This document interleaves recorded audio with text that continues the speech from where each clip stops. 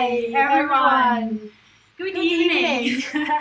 Tonight in a different kitchen. Welcome to Entrepreneur's Kitchen again. My name is Seda Röder, and I'm really happy to have one and only legendary Hollger Volland, one of the most creative minds in Germany, on air today with us. Welcome, Hollger. Hey, Seda. Good to be here. How are you? I'm fine. It's really funny to turn your kitchen into sort of a studio.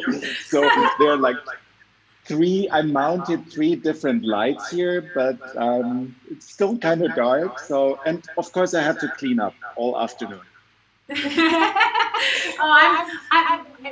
you for this light preparation. You know, it's really hard to look actually professional when doing these things, but it doesn't matter.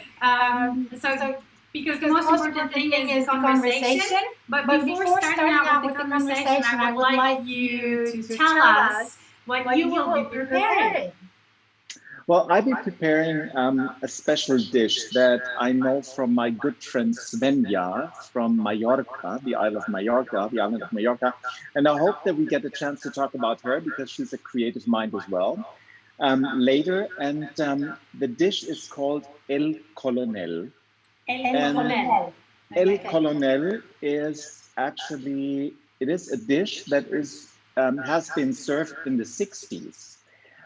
Mostly to elderly gentlemen after their heavy lunch. And it's basically a dish made out of lemon ice cream, and vodka. That's it. Well, good. You can't do much wrong with ice cream, lemon, and vodka. Exactly. And it also will be a very quick preparation. So, what are you preparing? Here. Since I've been preparing drinks the last couple of days, I decided to go with some real food, easy food. You know, I'm just going to make a light evening type of omelette. So I'm just going to go to my fridge, the little fridge, and get 2 eggs and some butter and some cream and also some herbs and two little, how do you call these? Mushrooms. Yes. Champignons. Exactly. So we can prepare and talk at the same time. You know, I know you. We know each other for a while now, and we've been very good friends, thank God. But for the people who are watching us right now, I want you to talk briefly about your background, because you come from marketing, and then how do you end up being the vice president of one of the biggest book fair in the world? Well, first, let me get the ingredients out because it's always better to talk while we're having a drink. I actually studied science of information and communication science. That was back in Berlin. And then I joined one of the first so-called web agencies. Then it was called Pixel Park. And I worked there as a creative for many years. Then I went to New York and was the creative director of the New York office for Pixel Park. And I joined several agencies after that. And as you said, I was always involved in marketing, communication, mostly digital communication. But then one day I got a call. And you have to know that my mother is a bookseller. She used to work for a bookseller, so I grew up between books, stacks of books. And my father, he was a programmer, computer programmer, very early days. So I grew up between computers as well. So when I was a child, I always had on one side of my room, I had stacks of technology, computers, early Atari 64s. And in the other half of the room, I had stacks of books, and both of my parents were sort of fighting against each other, which profession might be the better one, the tech one or the book one. So when I received that call, which was, I think, 11 years ago, whether I'd like to come to Frankfurt and join the Booksellers Association, which is the mother of the Frankfurt Book Fair, it was sort of a call into my childhood, because out of the sudden, both of my professions came together, all the tech and digital that I learned in between, and then, of course, the book industry and book publishing, and the love to books as not as objects, but books as containers of great ideas. And then you wrote a book yourself as well. That's right, but let me get that ice cream ready first. Yeah. And I heard that we have some eco issues. I don't know whether that's still a problem. Let me get this phone a little farther away. Is it still an issue? Okay.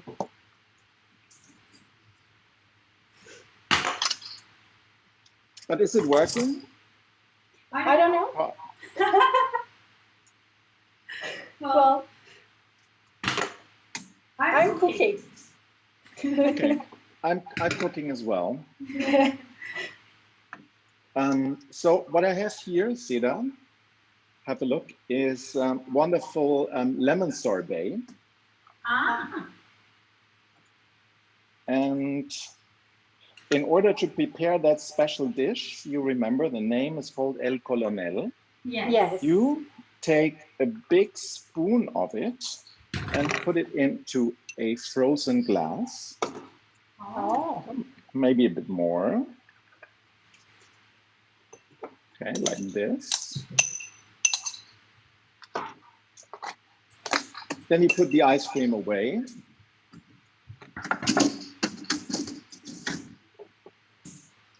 And what I like to use is, I don't know what these are called,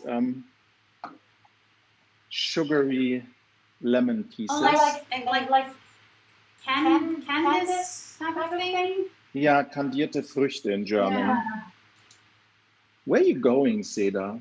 Well, the picture you see is not the picture people see. So therefore, if you don't see me, please don't bother. Okay, people see you from front. Yeah, exactly. So don't worry about it. If you see my back, just ignore. Okay, so I take one of these lemon thingies, put it into the ice, and then the most important ingredient, Seda. I brought some vodka. Some real vodka. Some real vodka. It's a big bottle, and you pour it in. And it's done. I'm done cooking. Now, while you finish cooking, I can start eating already. I'm just starting. My mushrooms are already. So what I'm doing now, I'm sitting down with my drink while you're continuing your preparation. Yeah, so that's how I joined the book fair, Frankfurt Book Fair. Which is, you said it, it's the biggest and also the oldest book fair in the world. It's more than 500 years old. And one of my favorite stories is that Agnes Dürer, Albrecht Dürer, the painter's wife, she went to Frankfurt to sell some of his paintings, some of his drawings, because at that time he was only selling his paintings. And she found out, because she was quite a clever businesswoman, she thought, it's much easier and he's much faster making these drawings. So why not go to Frankfurt and try to sell some of them? And she actually did it at the fair that was the fair that later became Frankfurt Book Fair. So even at the very early day, it was a fair for creative content rather than only for books. And it's the same today. Cheers. Cheers. Well, I think I'm going to open up a beer in a second. And then you started a new format within the book fair. It's been 3 years, 4 years, the Arts Plus. Let's talk about that a little bit. Yeah, that was 5 years ago, and we remembered what Agnes Dürer did, but we also saw that for many people, Frankfurt Book Fair is this festival of books and of authors. But at the same time, we had so many film professionals there, game professionals, illustrators, artists of any kind. And we wanted to give them a home within the fair because they were already coming as guests, as visitors, as speakers. And then we built this area called the Arts Plus, and Arts Plus is a place where it's actually a marketplace for creative intellectual property. So we want creatives and property holders, we want them to use it as a marketplace to trade their IP, to pitch for co-productions, pitch for new kinds of adaptations, for example, make a movie out of a book or make a game out of a book. And all these things are happening at the Arts Plus, and at the same time, it's sort of a playground because if you look at the creative content industry, I think you have to be a bit playful all the time. Yeah. Just give me 2 seconds. I need to do a short break. Sound plus. Oh, I'm going to be changing the sound.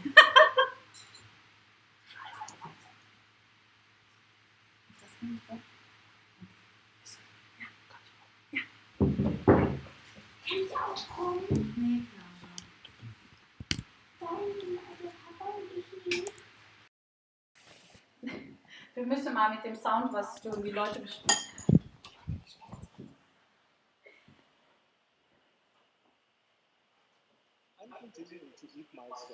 Mama, darf ich denn was von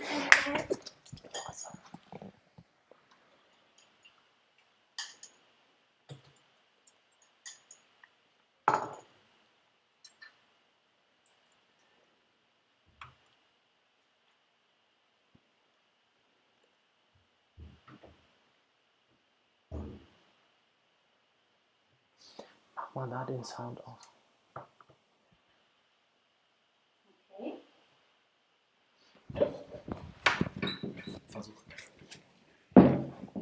So? We're back. Wait. Hey. Just give me 1 second.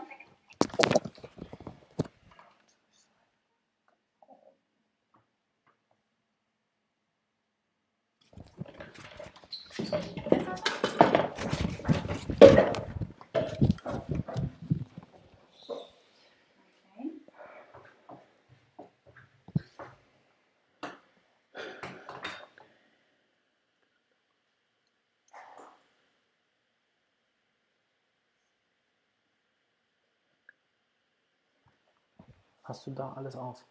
Ja, ich glaube schon. Gib mir das Ding mal.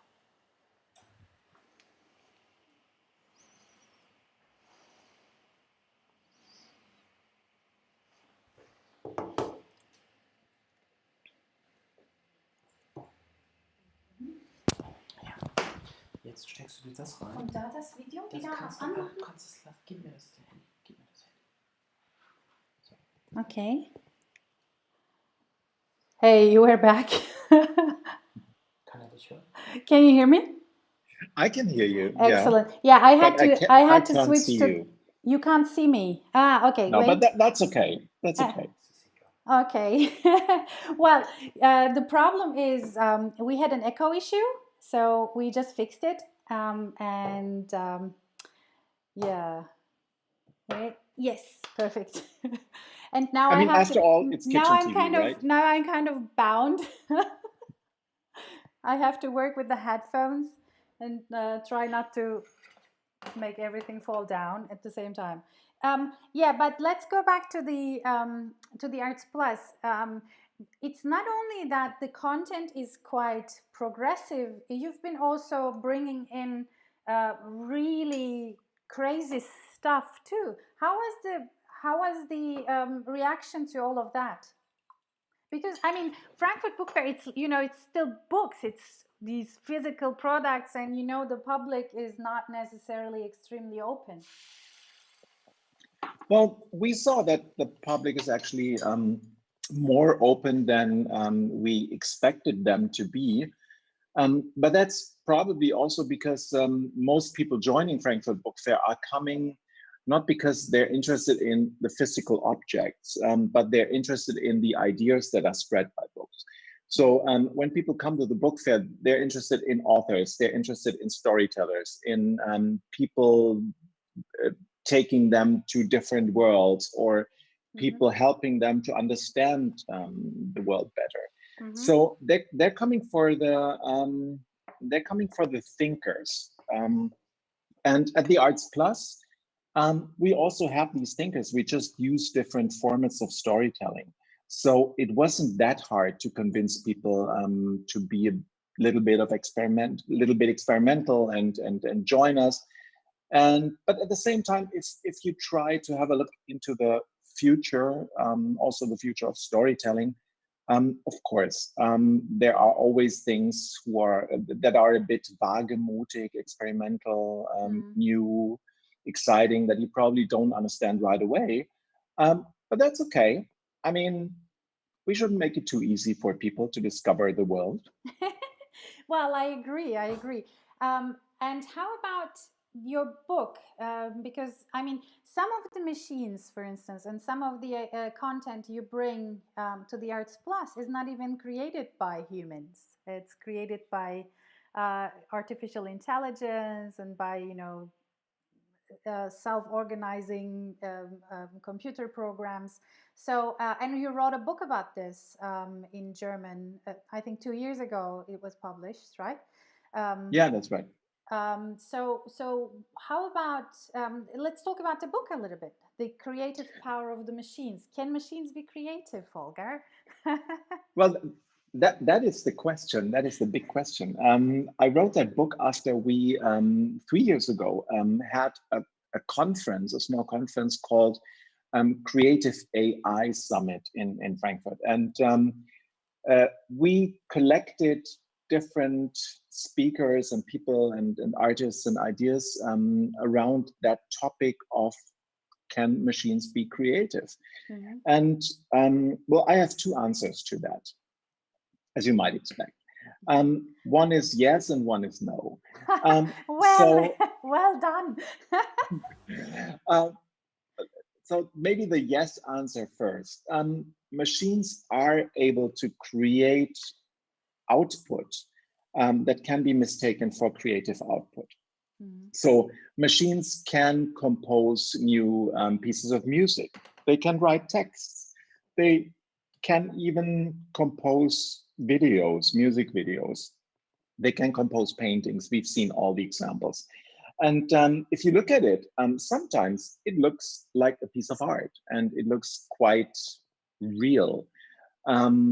But since it was a machine behind it and not a human being most of the time, what is missing is the intention of creating a piece of art.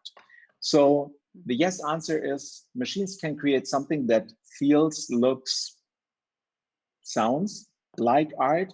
But if you want to be an artist and if you want to create art, you have to be someone with a history. You have to bring in your own personality. You have to bring in intention to create art. And in that terms, machines can't be creative.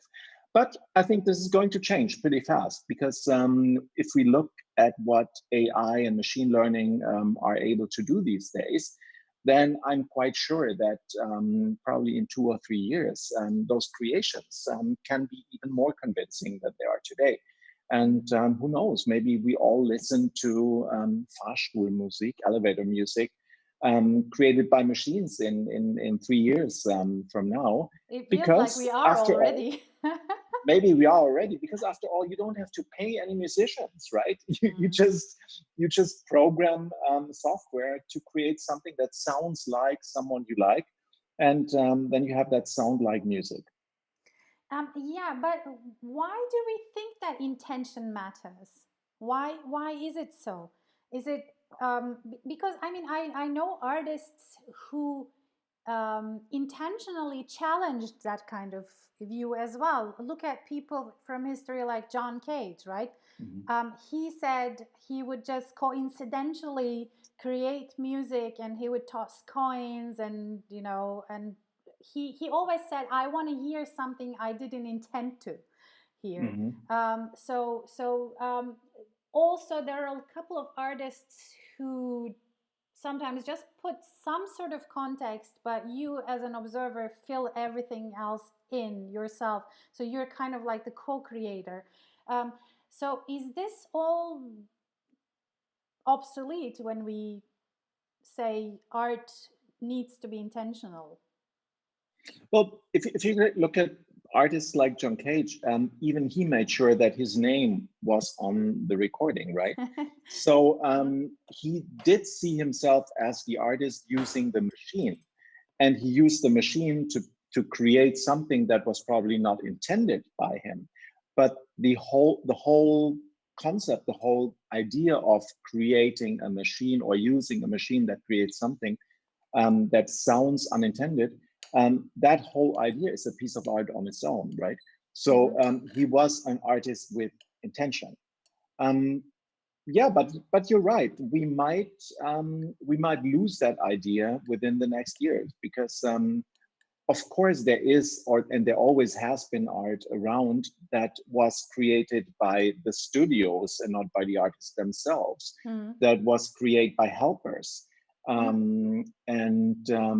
You could also say that this kind of art, yeah, drawn by Da Vinci's studio junior, that it's not a Da Vinci piece of art.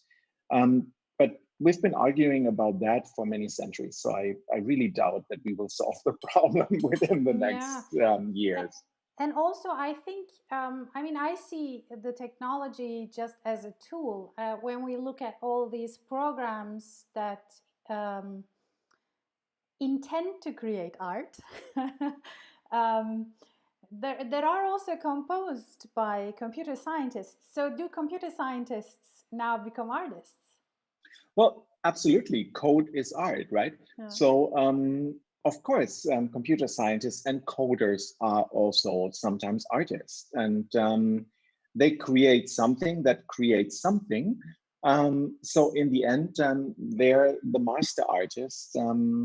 Yeah, and the robots and the AI is just little servants, little helpers for them. And how did you conclude all of this in your book? Well, what I did in my book was I was looking at everything that we see as culture, which is language, which is how we use images to communicate with each other, which is how we use the human gestalt, the human form to communicate with each other. Sorry. And at each of these at each of these aspects, I was checking how far advanced is technology already to copy that, to trick us into believing that it is a real human speaking or acting or saying something. And I was trying to find out whether this is where the challenges for culture when machines become cultural actors. And well, as I said, we're in the beginning of that phase. And I mean, with the shutdown and technology companies becoming sort of the providers for our cultural diet, art and creation and creative content will be even more digital. So I think even after the Corona crisis, we will find out whether this has nudged us a little bit more into a digital cultural society. What are your favorite things right now? What do you consume art from your couch? Well, I of course, mostly I consume art from my couch that I have that I can touch, that I can see every day, like paintings and drawings from friend of mine, but also from artists that I really like. Um, and since I'm working in the book industry, of course, I consume a lot of books, and the written world, the written word for me is one of the most exciting entry points into into complete new ways of thinking, seeing things, seeing the world.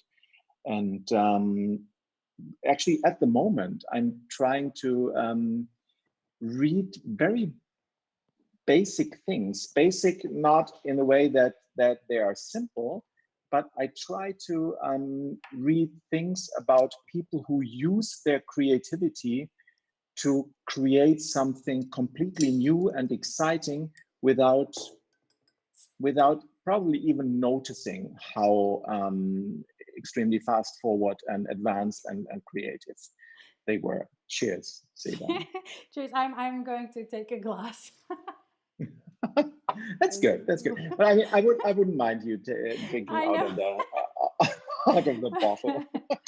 Yeah, well, cheers. So This is a local Salzburg beer. So, and here is the food.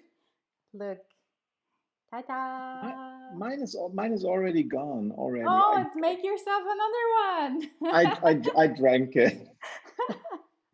Cheers. Mm. I must say that El Colonel is really delicious. I, I'm expecting you to make that for me when we see each other I next time. will. I will. I Excellent. will. And Holger, so when I know that you're working on a second book, are we allowed to sneak peek into the topic? No. Not yet. Okay.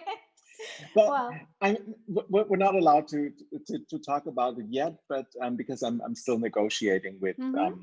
with the publishers. But it's it will be actually pretty. It will be a book about the very simple steps that each and every one of us has to take in order to cope with digitization and with the digital world.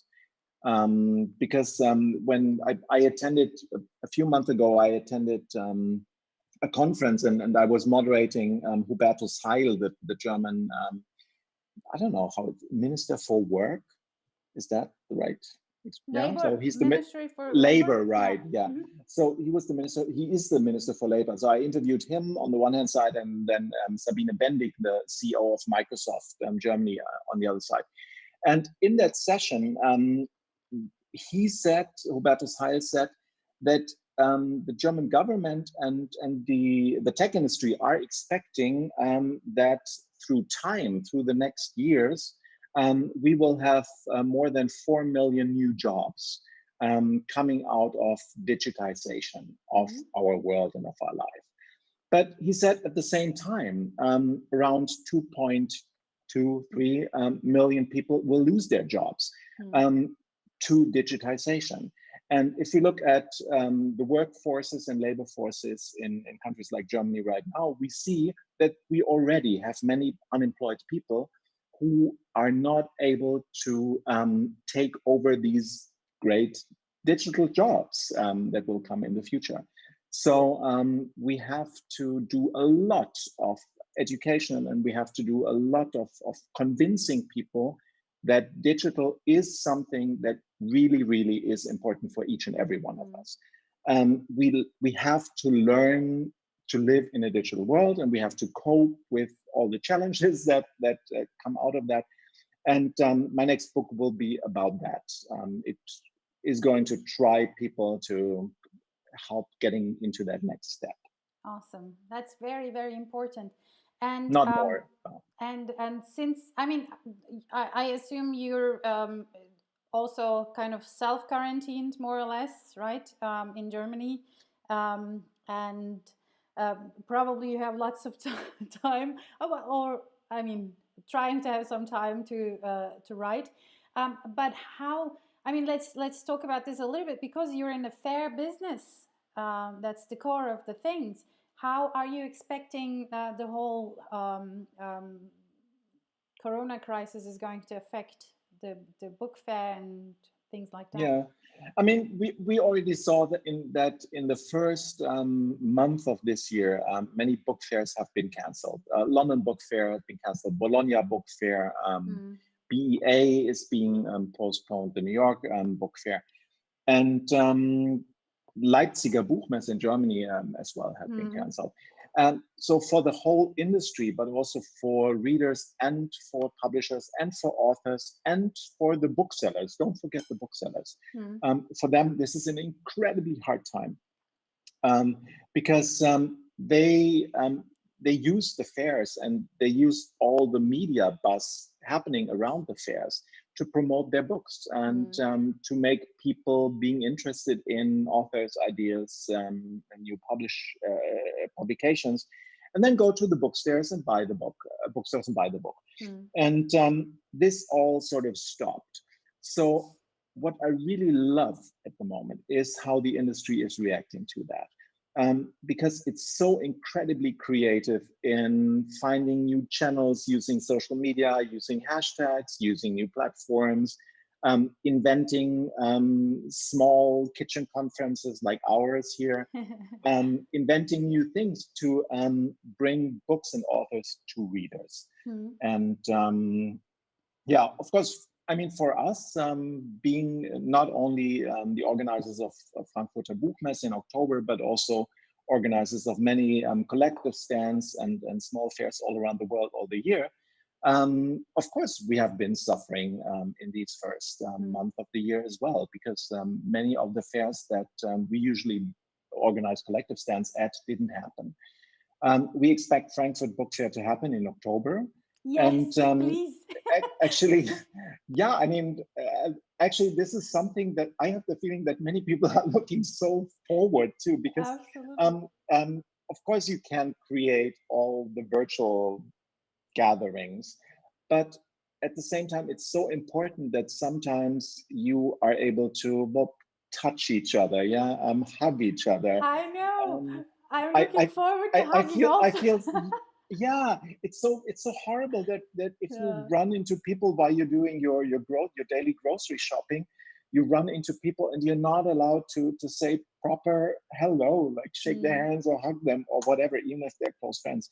So also in a professional world, it is so important to meet each other.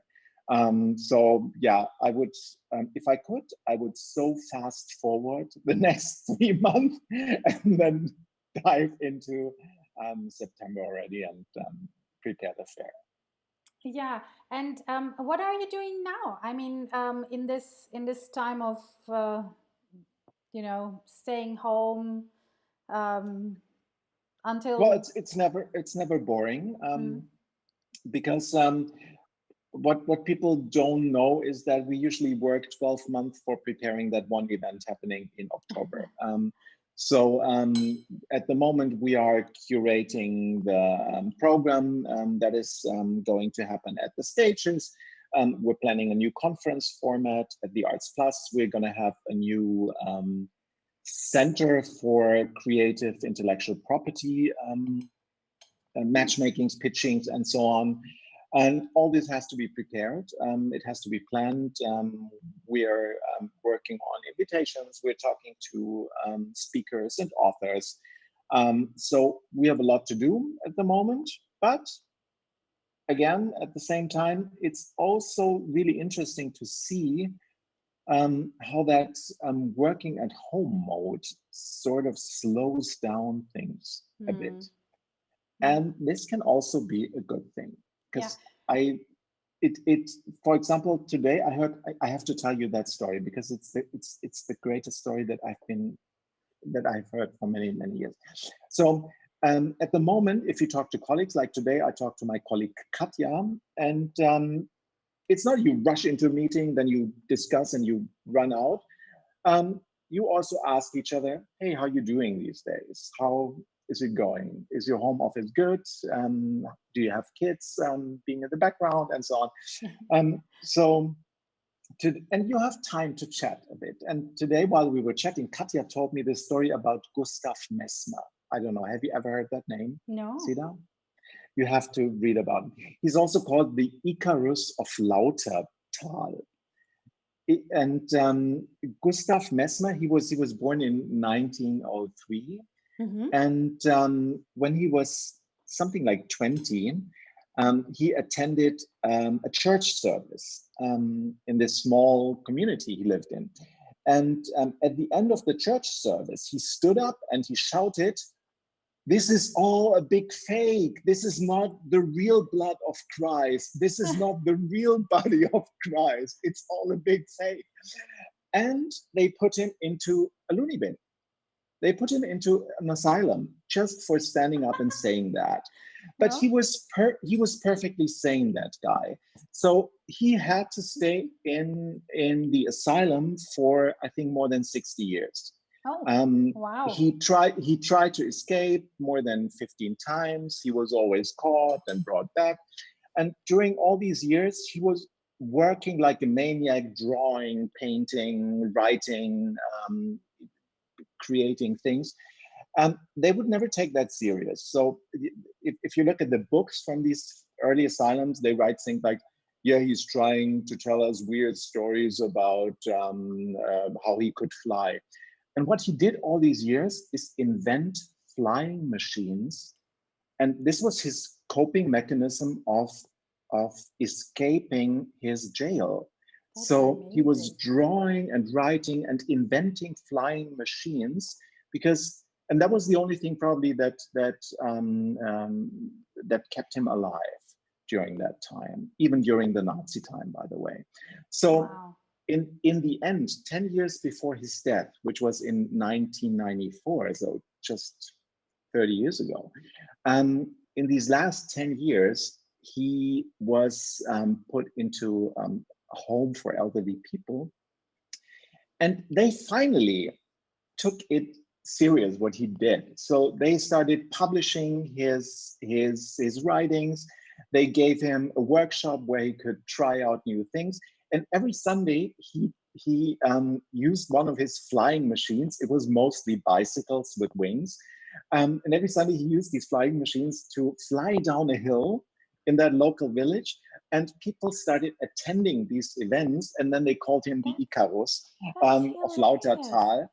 And he was such an immensely creative person. And stories like that, I mean, I probably would never have listened to that story if we didn't have time to talk on the phone with my colleague. And when I heard that story, that gave me so much, so many ideas and so much strength to support creative people and to try to find creativity in so many people who are probably locked away. Well, not in loony bins these days, but locked away in different surroundings. So, oh, that's so lovely, Holger. That's really, really lovely. It's a beautiful story, and I'm just going to go check it out as well. So it sounds like for you, when you go back to normal, actually, there is no going back to normal, right? I mean, how is life going to be after all of this? yeah, this is an important question. Today I read a little text by Matthias Holz. He's a so-called futurist, and what the way he wrote that text was he wrote it from the future back to us, and that was really interesting because what he did was only using positive changes. So he said, for example, he wrote, and then if you look back at the time before the crisis, we had so many nationalist politicians, but the crisis showed that them trying to divert society didn't work out, and in the end, democracy was even stronger than before.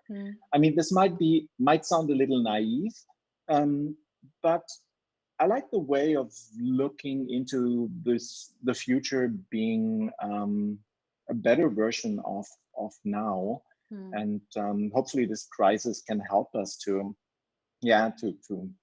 create a better world, or to think a better world while we're waiting in our homes. So one day when we are allowed to leave our homes, we will all be better versions of ourselves, and going out and doing new things. Yeah, I'm naive. Yeah, this is like a moment of cosmic reset, right? We can, finally the whole world can slow down at the same time, because otherwise sometimes we feel like we might be missing out if it's only us who needs to slow down.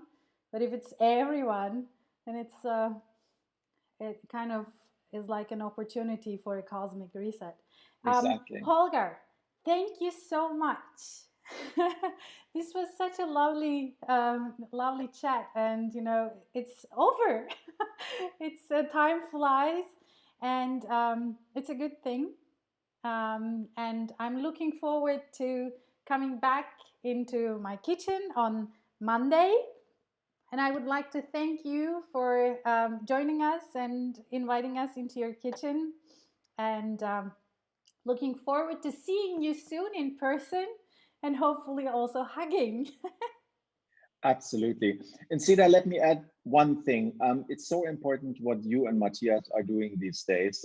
You are such incredibly inspiring people. Oh. I don't know how many times per week I'm saying your names as examples for people trying to make the best out of the situation, and trying to positively change the world. So opening platforms like this, it's a brilliant idea. Thanks for being such a lovely person and such a lovely activist within the creative sector. Oh, thanks you for Sida. being our friends. Without you, everything would be so much more difficult. Thank you. Okay, now we need the hug. Bye-bye. Hey guys out there, everyone, tune in. We'll come back on Monday, and we're improving. You see, we got the echo away. So each time it's going to get better. You have to start out things. Sometimes they start out crappy, but then don't worry. It's going to be okay. Good night. Good night. Bye-bye.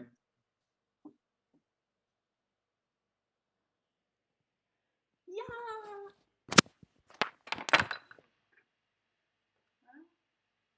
Ist das aus? Habe ich das richtig gemacht?